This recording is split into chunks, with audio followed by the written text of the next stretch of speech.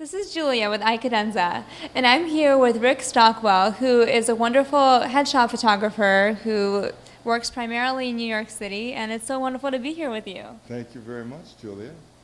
Well, my first question for you is, what makes a great headshot?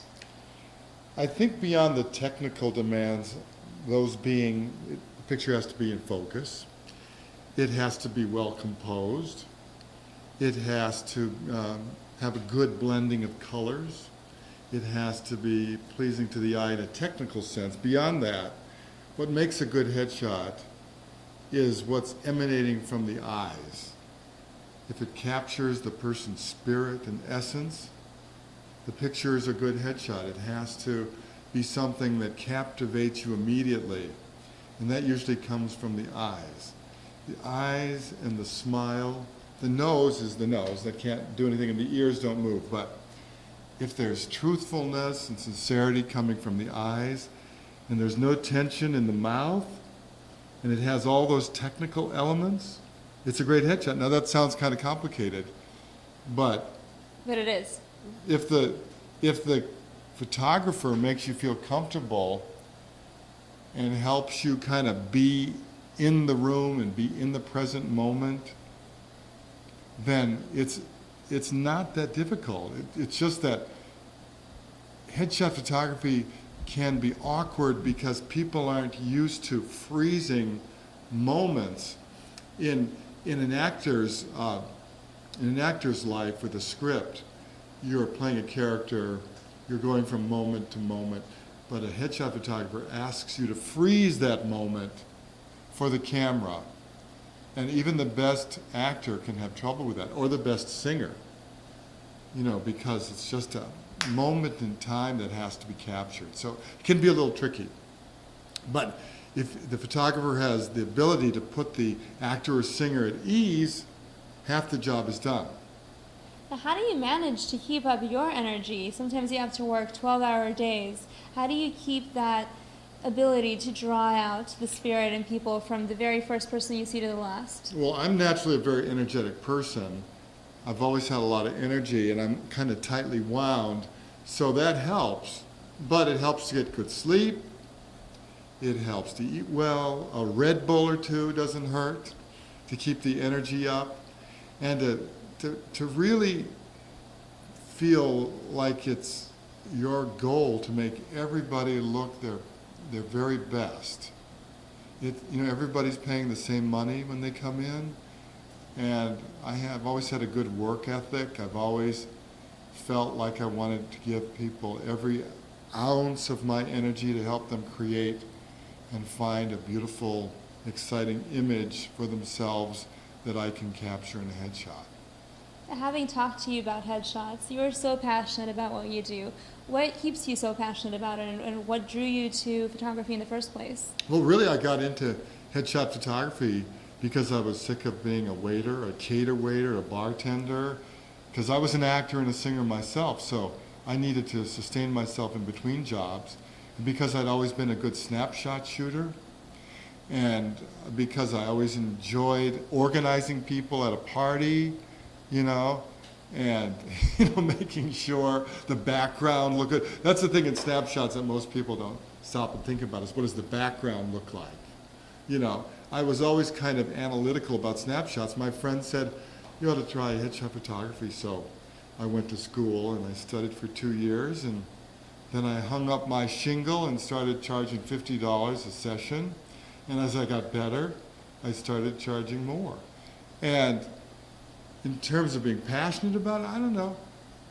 It's a service. I believe everybody needs to do something that can provide a service to their fellow man. And I don't know, it's just something that I'm good at, and I'm passionate about doing a good job. I'm not really that passionate about photography in general. I don't go out with a camera in my hand and take pictures all over New York City all the time, sometimes. But I like people, and I like making people look the best they can possibly look in a headshot. You know what I mean? And when they're happy and they're excited and their headshots help them get jobs, then I think that's special. I think that's exciting. It's an incredible gift that you have and a power that you give people through what Thank you you. do. Thank you. What would you recommend to someone who needs to get headshots done? What are some things that they should keep in mind before they go in for the session? Well, I think doing a little planning beforehand is very important, especially in terms of what you think your image is. A lot of people have no idea what they're selling. Like you can be a lyric soprano, but if you don't know what roles amongst within that FOC you're going to be playing, or that you'd like to play, or you've studied, you know, you just have to have a good idea of who you are before you can sit down and try to have a photographer help you mold your image.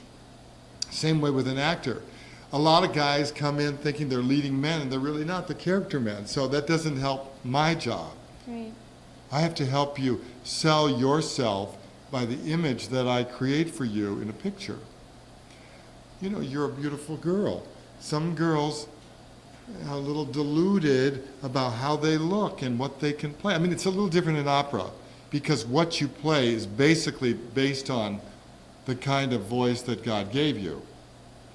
You know, a mezzo is never going to play Violetta. It's just not going to happen. Sometimes a soprano has played Carmen, Right. you know, but most of the time you're stuck within that FOC and the demands of that FOC. So, you know, it helps if you're pretty, if you're going to play Violetta and parts like that. But, you know, some people just have no idea who they are, what their talents are, where their strengths lie. So it's good to think about that before you take pictures. It's good to get a good night's sleep. It's good to have a meal before you come so you're not so nervous. And it's good to carefully choose the colors and the clothes that you're going to wear. Like this color you have on is a perfect color for headshot. All headshots are in color now, even for opera singers. So, you know, don't choose colors that don't look good with your complexion, with your eyes. What are some colors that people should generally stay away from? Or Pastels, light pastel colors. You should wear nice, vibrant, rich colors. On the darker side, bright is okay unless it's too bright. If it's too bright, then we're looking at that color in that shirt and not your face. The focus has to come right up here. That's why I discourage a lot of busy jewelry, because the eye will go right to your necklace instead of to your beautiful face. what about black, white? You know, I generally tell people to stay away from those colors, but the exception always proves the rule. Like your last headshot, you chose black, and that was fabulous. I would say if you were an actor, try to stay away from blacks, but opera singers, because their business is a little bit more formal, black is still okay, but almost never white. And patterns? Almost never.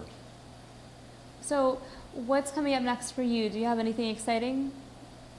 Well, I have another full day here of shoots at Opera Works, and I have 10 days of shoots here in LA, downtown, and in the studio that I rent when I come out to LA, and then I go back, and I have 2 days after I get home, I have another headshot lined up, so, you know, it goes on and on. Absolutely. Well, thank you so much for your time. Thank you for your wonderful advice today, and we hope to see you again. Julia. Thank you very much. It was a pleasure. Thank you.